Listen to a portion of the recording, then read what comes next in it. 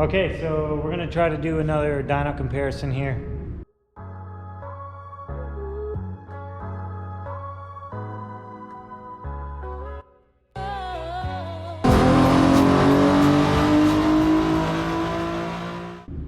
We got a Mark 1 Audi TT 3.2 liter.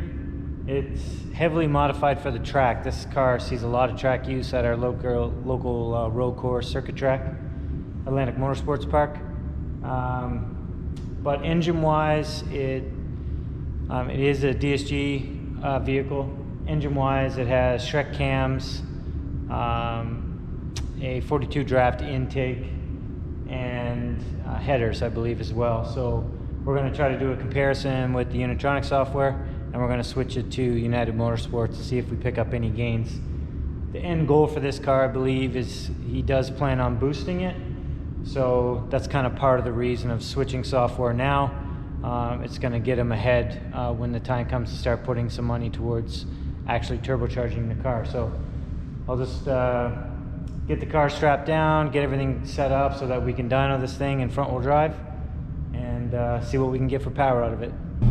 Okay, so we're ready for pull number 1. We're almost up to temp, so we're about to give this thing a little go here. All right, let's do it.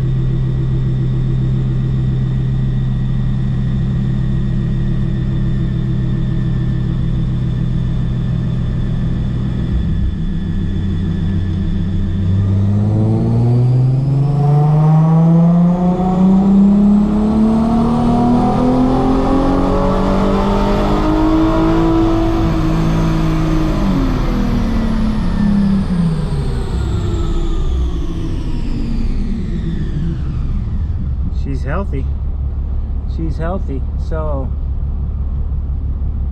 230 horsepower, 210 torque. So we're gonna give it a minute and we're just gonna try to back that up and see what it can do. We're giving it some time to cool down. We're gonna go for round 2 here, just to try to back it up for consistency's sake. And car's almost back up to temp here. All right, let's do it.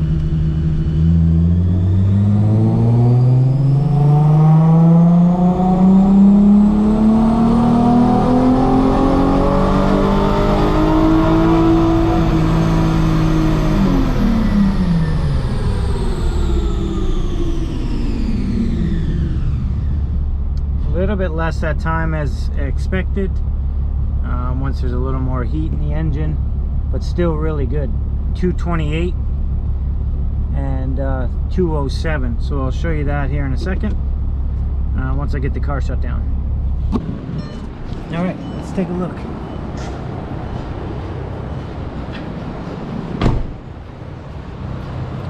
So there you go, 230, 228. Those are the two highest. Pretty big drop in power in through here. So again, more heat, more timing being pulled out.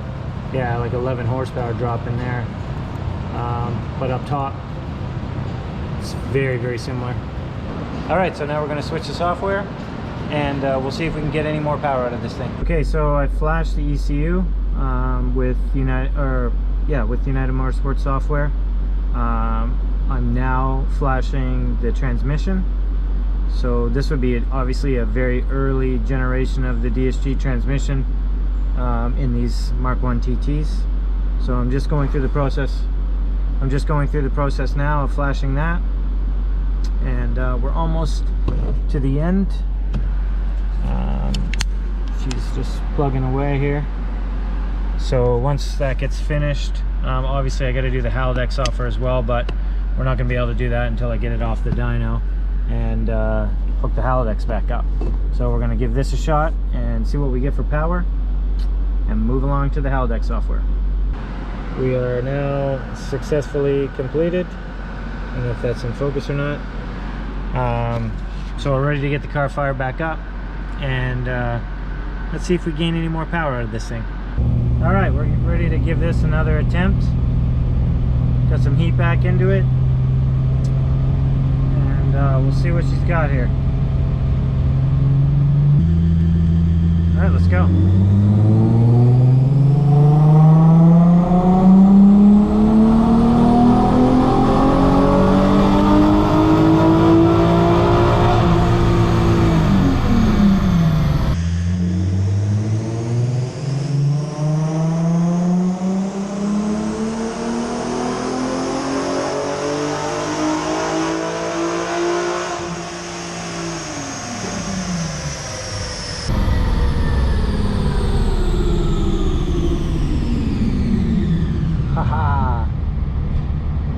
Crazy amount of gains for a naturally aspirated engine, especially at 4,000 RPM. It's like not even remotely the same. I'm going to show you the graph here in a minute. We'll probably do one more pull just to back it up, but the overall peak numbers now are 337 and torque is 220. So we've gained on the first pull. From the previous pull we gained almost 11 horsepower, no, 9 horsepower and 13 torque. Wait till I show you the mid-range. All around huge gains in power and torque. So we'll give it a minute to cool down and we'll give it one more run. All right, we're gonna give this another go, see if we can back up those gains on this one. Car's back up to temp. We're ready to go.